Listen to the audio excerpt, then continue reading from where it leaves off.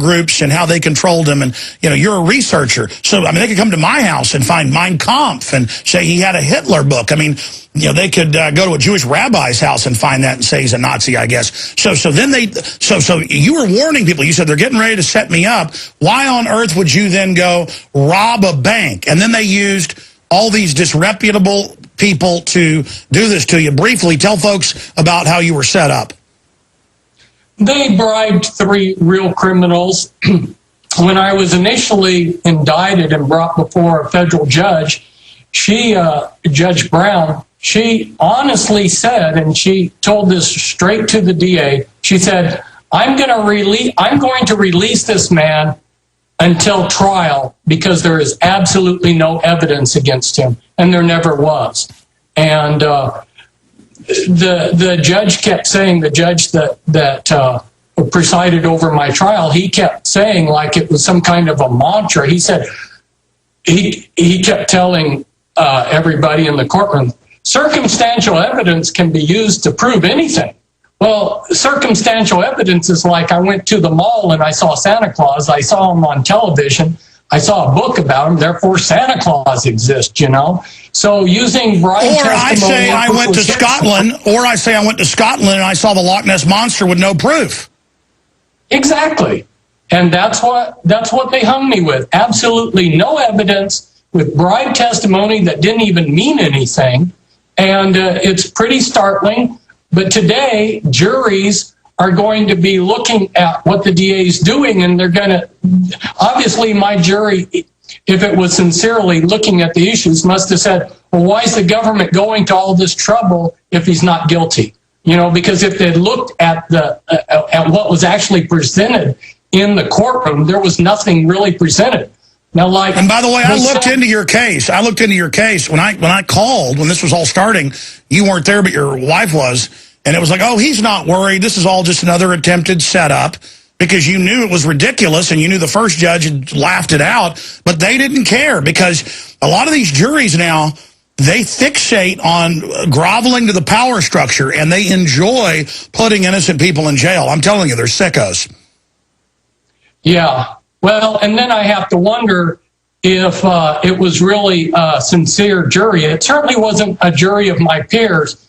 The type of people that were when we did voir dire, the type of people that were available to choose from were definitely people that were pro-establishment. And to give you just one example of many, one guy had been a lifetime submariner. Now, if you live on a submarine your entire life, you're going to be someone who follows commands, believes in the system, blah, blah, blah. You didn't see people that were coming out of the ghetto. You didn't see any, the entire group of people that were there were white. There was no minorities in the jury pool to pick from. Personally, I would have rather had some minorities that had a little distrust of the government. Yeah, your question about prisons was good, and let's maybe address that for a little bit, because a lot of your listeners may eventually during their life face something like that, because we're coming into some really difficult times. When I was a teenager... Well, Fritz, I'm sorry. That was a short segment. You'll have a long segment, uninterrupted, straight ahead. We'll start at that point when we come back. You're 7-8 years behind the Gulag wire, and I see you've lost a lot of weight, but your spirit's still there on the other side. Political prisoner, Fritz Springmeier. Stay with us. We're going back to Fritz Springmeier here in just a minute, and I haven't asked him yet, but we're going to probably get him set up for Thursday as well during the 27-hour live. I say 27 because it's not really 24. When my show starts over at 11 a.m. Friday, I'll then do that show as well. So just an amazing guest, multiple guests, every hour or so. Some guests like Salente will be more than an hour. It's going to be power-packed, the 4th annual 2011 Money Bomb. So check that out at InfoWarsMoneyBomb.com. You can start donating now if you want. We normally raise about $100,000 by the time it kicks off. $500,000 is our goal, so we can hire a couple more IT people. get some other sites launched. We want to get launched, a couple new reporters and a bunch of equipment we've got to get. Just a lot of things like that. And that's why we built this organization. And it takes a lot of devalued dollars to get the job done. So InfoWarsMoneyBomb.com. And also when you buy books and videos and tapes and things like Bloodlines, the Illuminati, you not only support our operation at the online bookstore, but you support the writers and researchers like Fritz Springmeier, political prisoner. Also, because they're in here telling me to plug this, I think Cade actually designed this, one of our graphics people. I love it.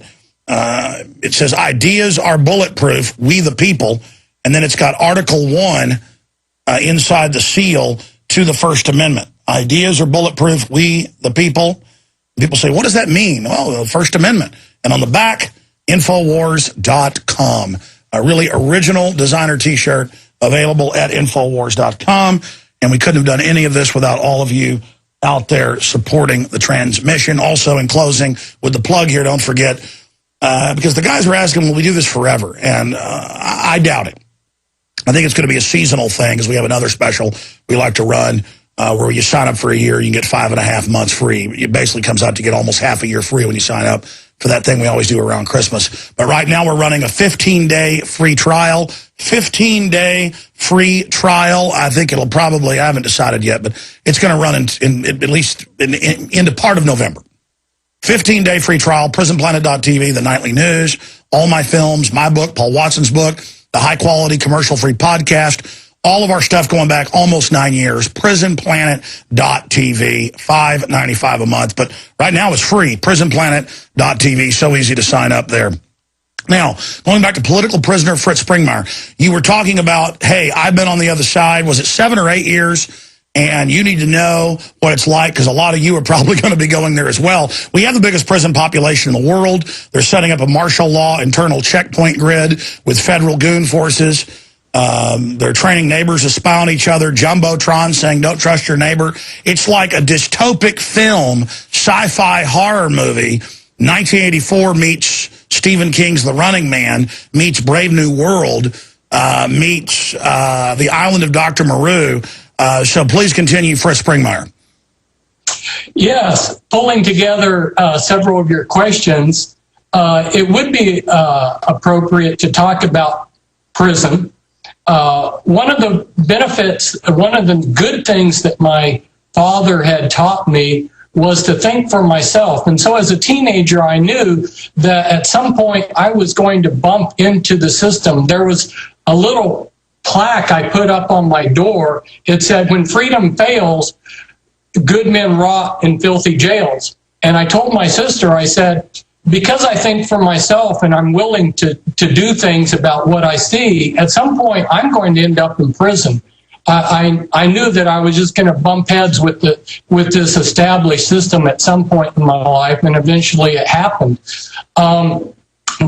Wisdom is knowing what to do, skill is knowing how to do it, and virtue is actually doing it. And some of your listeners out there are actually going to have the virtue of getting out there and doing things. And when they do, you know, when freedom fails, the best men rot in filthy jails. That's where a lot of them eventually will end up. So what happens when you go to prison or jail? Well, two things. One is you're going to suffer loss, and the other one is you're going to wait. And you'll be lucky if you don't lose everything. And how long you wait, you don't know, because generally when you first get incarcerated, they don't tell you how long you're going to be in there, and you haven't been sentenced. So as far as you know, you could be in there the rest of your life or die in there. So even a week in a jail can seem like a very long time. So that's what I would forewarn people about. Because a lot of people, when they get into jail, they start stressing that they're losing stuff, and they start stressing that they don't know how much time they're going to be incarcerated. Let it go. You know, it is what it is, and make the best of it and accept it. The best thing that can happen to get you through the time is to accept the reality that you've been incarcerated and start making the best of it. If you mentally fight the thing, you just go through paroxysms of torture, accept what's happened, and then move on in life and make the best of it. And that's what we have to do. We have to take the good with the bad and make the best of it, like you've been trying to do with your show, you know. I really love a lot of the things that you've done. I like your T-shirts that you're advertising, because I think part of the solution is we've got to laugh. You know, I mean, you've got tyranny, legalized freedom T-shirt. You know, that's humorous. That's part of the answer. You know, I hope your listeners out there buy these kind of things and walk around and, you know, get some chuckles. Well, I think what you're getting at here is don't let it crush your spirit, and use it as a learning experience, and feel sorry for the people that are in there feeding you GMO and soy-based food and enjoying your pain, because they are hurting themselves, hurting their soul, literally tying heavy weights and chains around themselves in God's eyes, and really weighting themselves down for the drop into Hades. But it's one thing to imagine it. You have lived through it, Fritz. You lost a lot of weight. Why is that? Well, halfway through my bit, I started exercising, and it was intentional to lose the weight. I'm healthier. I've been exercising for the last 5 years on a regular basis. So I'm actually healthier than when I went in. That's one of the advantages. Like I say, I took the time that I had to do, and I used it for good. While I was in there, I spent 5 years teaching GED. I got high school GED diplomas for a lot of the guys. I was using my time productively.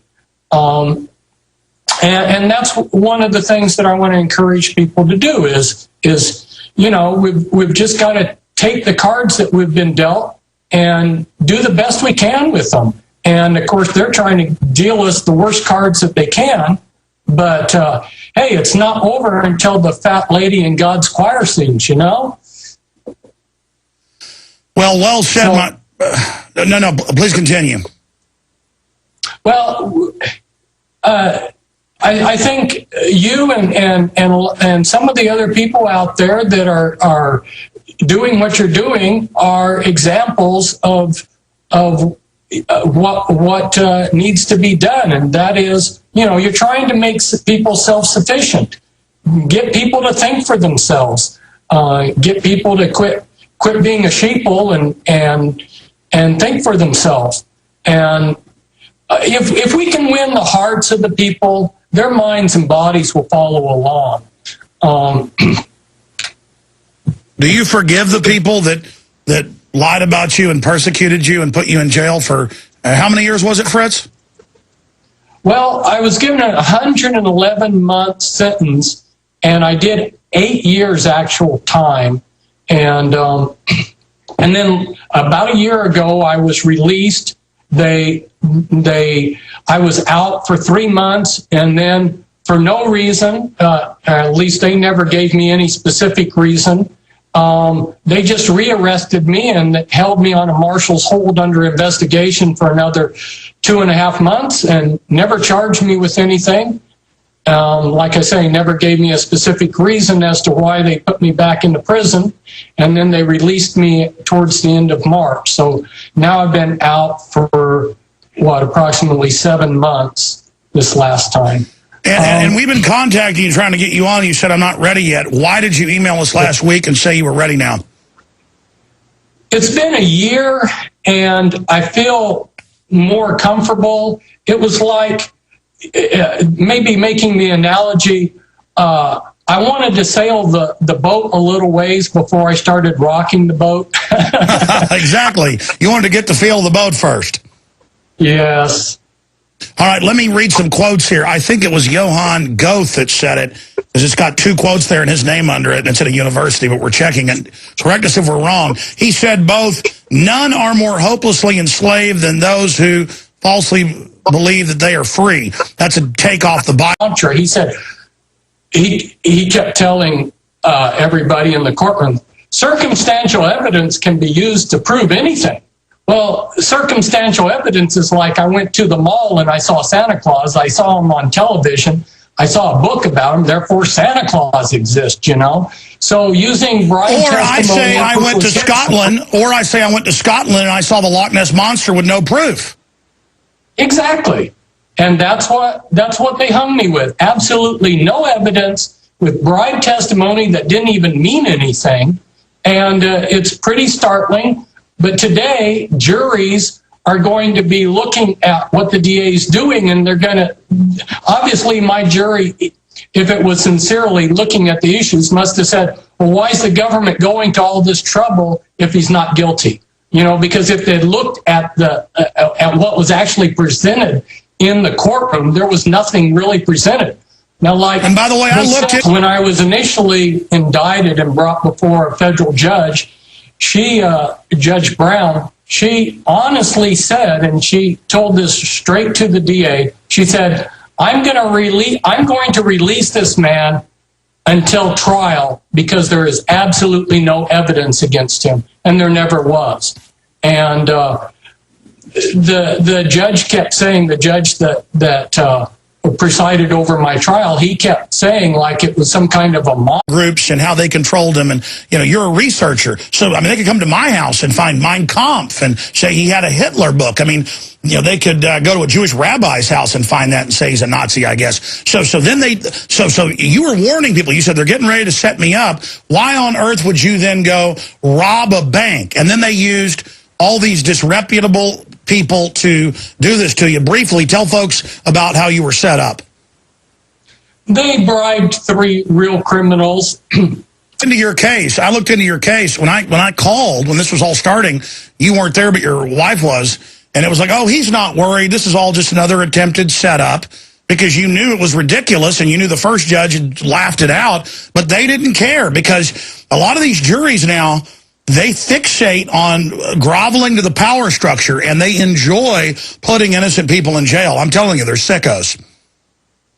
Yeah. Well, and then I have to wonder